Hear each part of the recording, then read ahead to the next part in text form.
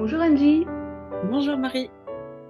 Alors je suis très heureuse de te recevoir aujourd'hui autour d'une petite causerie témoignage autour de l'astrosophie. Alors l'astrosophie, c'est un autre nom que l'on donne à l'astrologie, pour laquelle je me passionne depuis plus de 20 ans. En fait, moi, je me suis surtout passionnée pour les archétypes qui constituent le zodiaque. Le zodiaque, eh bien, ce sont toutes ces constellations, enfin les 12 constellations qui sont visibles dans le ciel. Et c'est-à-dire qui sont visibles, en fait, il y en a 13, mais elles ont été divisées en 12 constellations. Et donc, le zodiaque et l'astrologie, c'est un système symbolique de connaissance de l'homme et de l'univers. Moi, je suis dans une approche extrêmement, enfin, que j'ai voulu vraiment vivante, parce que ce qui m'a passionnée, moi, dans la connaissance de ces archétypes, qui sont donc au nombre de 12, eh bien, c'est vraiment le lien qu'on peut faire avec les lois de la vie, les lois de l'univers, mais aussi les lois biologiques, les lois de structuration psychique. Et je me suis dit, mais j'ai vraiment très envie de me lancer dans l'enseignement de ça, dans la transmission de ça, mais de façon vivante, vraiment pour que les personnes puissent quelque part ressentir, vivre, et puis aussi à partir de chaque archétype, se poser vraiment les bonnes questions, aller regarder comment ça s'exprime dans la vie, voilà. Et donc, bah, je me suis lancée dans un premier atelier, dans une première session dont tu fais partie et qui n'est pas encore complètement terminée. On en a fait une bonne moitié maintenant. Et tu t'es prêtée au jeu pour faire un petit témoignage parce que moi, je n'ai qu'une envie, c'est de recommencer une autre session. Et donc là, il y a des dates qui vont être proposées bientôt. Donc l'idée, c'est de recueillir ton témoignage. Et puis, ben, tout d'abord, ben, je vais te proposer de dire quelques mots sur toi. Et puis, bien entendu, profites-en pour me poser des questions, si tu as envie de me poser des questions complémentaires, pour qu'on arrive aussi à expliquer un peu mieux ce que c'est que l'approche que j'ai, en fait. Mhm. Ok, et ben merci beaucoup déjà de l'invitation et de ta transmission, c'est hyper riche. Pour me présenter en quelques mots, depuis petite, j'étais sur ce chemin de questionnement existentiel avec des recherches en fait sur l'homme, la psyché, le corps en lien avec la nature.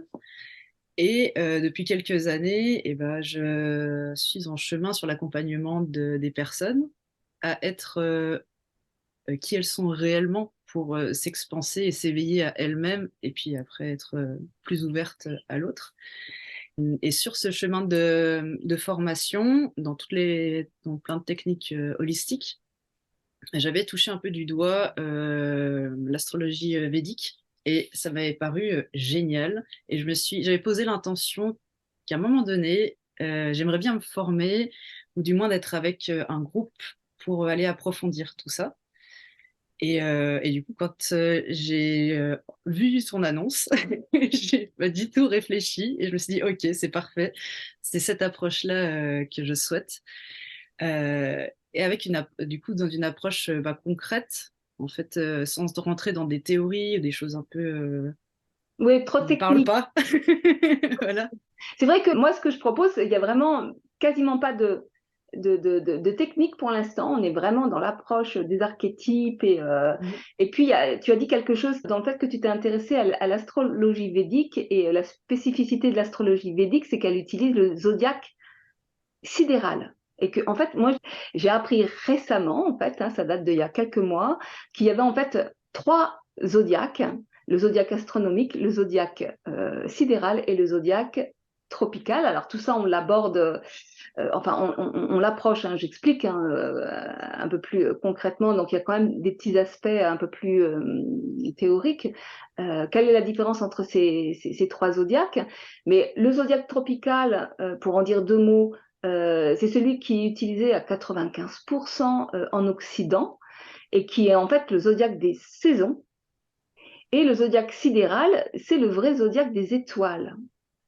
Et c'est vrai que moi, quand j'ai découvert mon thème astrologique à la lumière de ce zodiaque sidéral, mais ça a été une bombe. D'un seul coup, mais plein de choses que je n'arrivais pas à expliquer, sur lesquelles je me cognais, d'un seul coup, ça a pris du sens.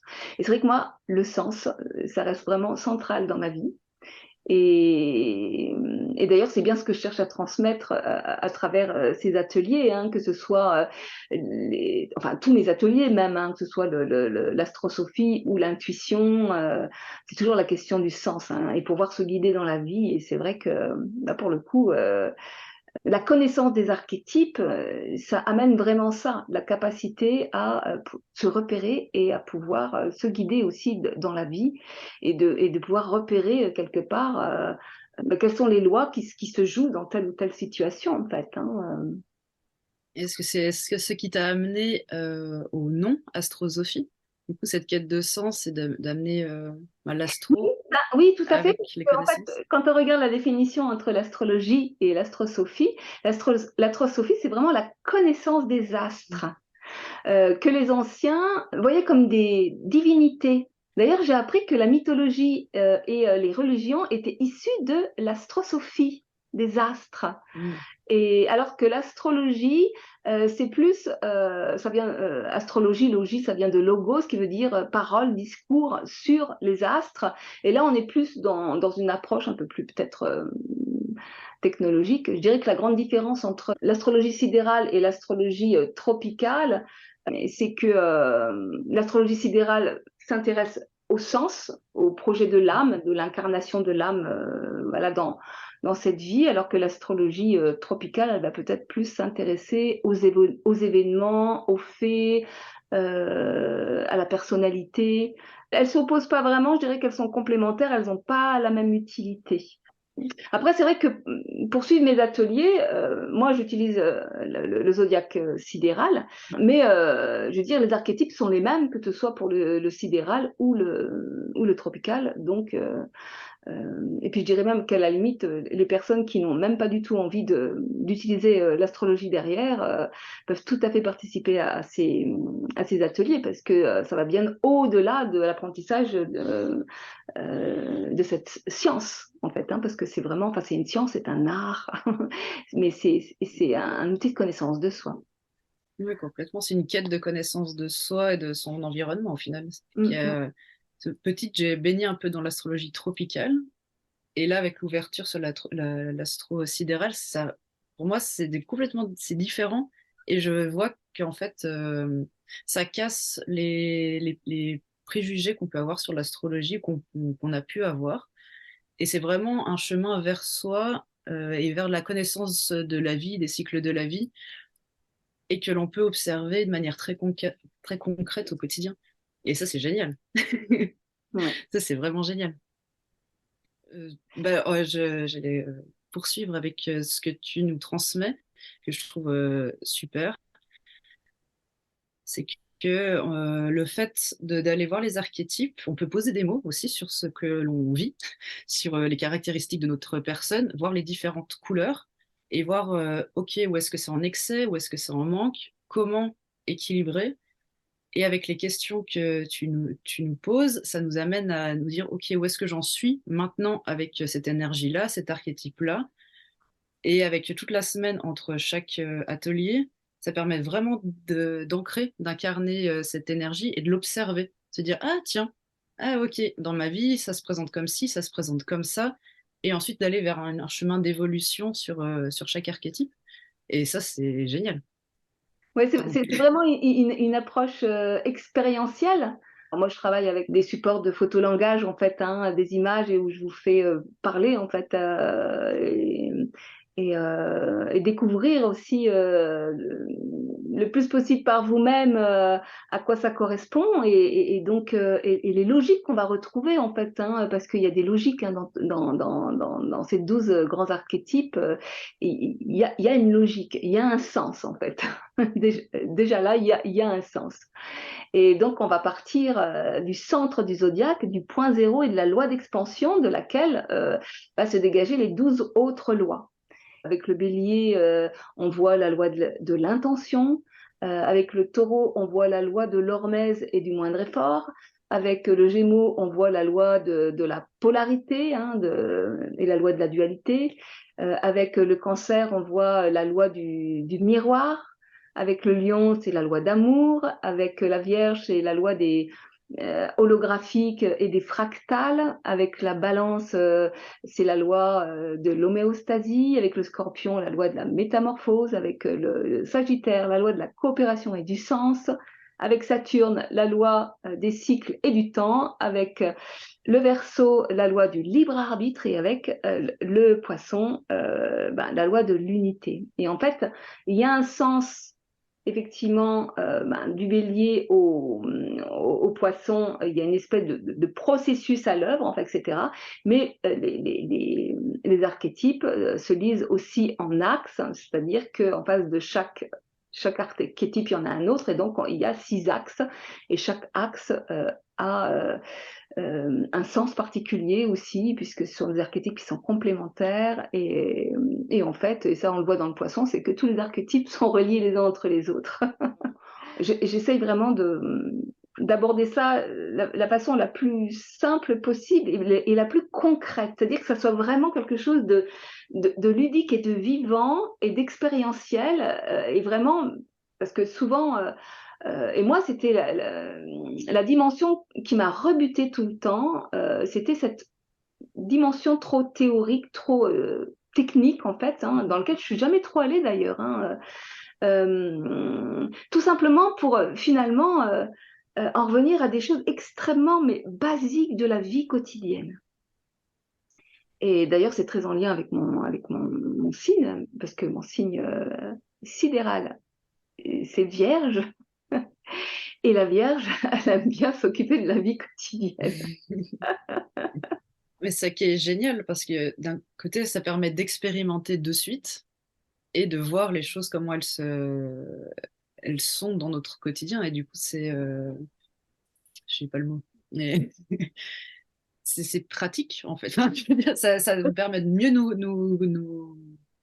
nous connaître mieux et de mieux appréhender aussi notre entourage, que ce soit les autres personnes ou autres.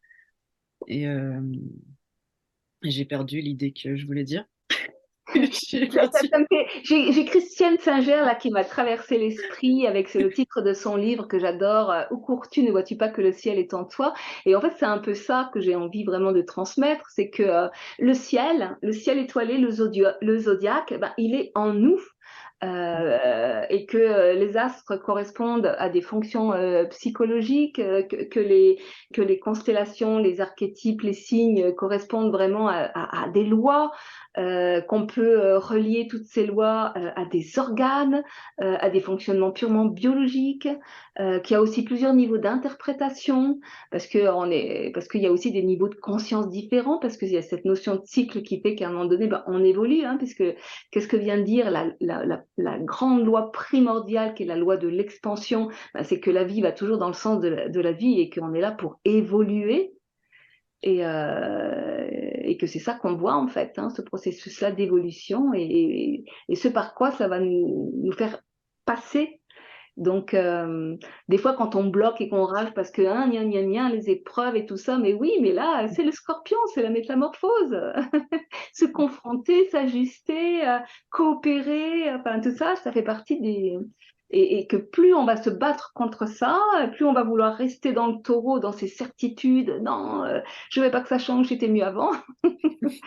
Et ben c'est là où on va souffrir en fait, hein. Donc c'est vrai que quand on connaît toutes ces lois, ben, ça nous permet de les accompagner en fait. Et moi je trouve que c'est essentiel. C'est clair, et même faire les liens. Tu parlais du corps, les symboliques du corps. Tu avais partagé Luc Biget pour Ouais. ses livres de la symbolique. Et je trouve ça génial en fait de faire plein de parallèles. Et grâce à l'astrosophie, ça met en lumière en fait et de permettre de mieux comprendre et se dire ah ok c'est ça. Et comme tu disais avec les axes, ça, bon, ça a été une révélation. Je dis ah c'est génial parce que ça donne une voie d'évolution.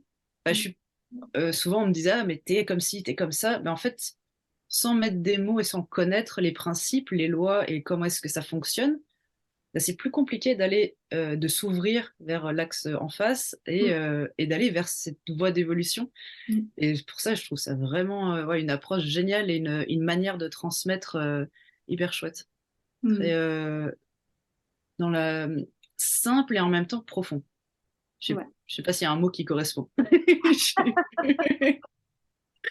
Écoute, en tous ressemble les les deux. cas, moi, je me suis rendu compte dans ma vie qu'à partir du moment, effectivement, où on connaît les lois qui nous animent, bah, pour le coup, on n'est plus dans le jugement des choses. On est en capacité de nommer, de lâcher prise, d'accompagner. Et c'est des choses qu'on devrait apprendre à l'école, en fait. Oui. Et donc voilà, moi j'adore joindre l'utile à l'agréable. Et donc du coup, bah, je transmets plein de choses à la fois, en fait, à travers ces archétypes, parce que c'est multidimensionnel. Et donc voilà, bah, écoute, vraiment merci pour ton témoignage.